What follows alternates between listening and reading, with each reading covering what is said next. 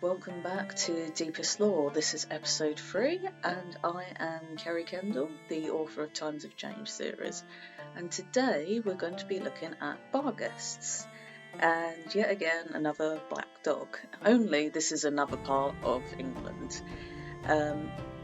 So similar to the Shuck that we talked about last week, this dog is also black, has fiery red eyes. But the most interesting fact about this dog is that it's a shapeshifter. There's some mentions of it in 1870, very vague, doesn't really go into much detail, but apparently Barghest transformed into that of a form of a man with no head.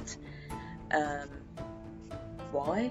Who knows? But there's seems to be some sort of fire element with this creature that's known as a ghost. So maybe sort of kind of an elemental kind of creature.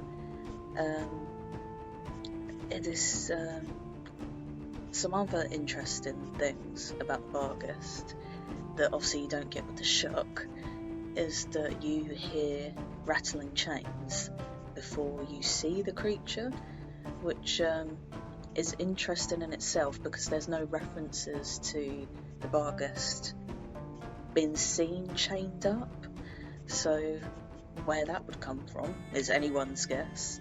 But there seems to be a lot more similar to the Shuck, a lot more connotations with Christianity, because it's said similar to that of demons, other things, bad things in Christianity, that the Barghests cannot cross running water, so things like rivers. So where I put this in my book, still in what chapter? Chapter 2. In folklore, you only ever see this dog as a singular, but I thought it was interesting to maybe put a pack of dogs in, because I just find it strange having a singular dog. To me, I always think of them in packs, and obviously that would make them much more threatening. And of course that helps with the storyline as well, because maybe even though Finn was injured, if he just saw one dog, despite its strength or whatever, he might have gone on to try and attack it, whereas if there's a pack of them, he's less likely to, and that pushes him along his way. Also similar with Cyril later on. Can't remember which chapter it is, I forgot to put it in my notes actually. But when he is left on the battlefield, and well, the battle's ended, but again, because he's a powerful mage, if he just saw one of these ghostly creatures, he could probably take it on, but because there's a pack of them and he's again injured, it helped the storyline to, push it along, so he would run off and go back to the ministry and such and such.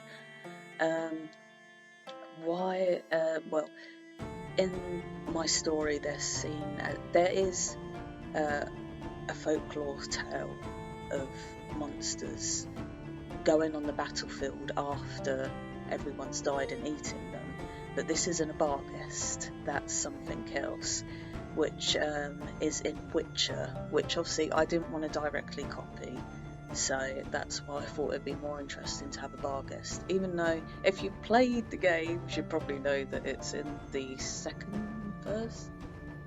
game probably. They're really annoying.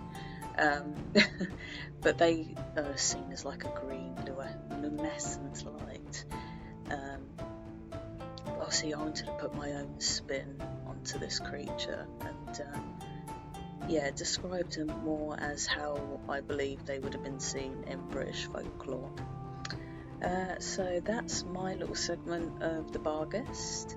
If you have, as usual, if you have any questions, you want to put in your story about the Barghest, please leave a comment down below and get back to you as soon as I can. Thanks for watching, and I shall see you next Thursday for Folklore Thursdays. Bye.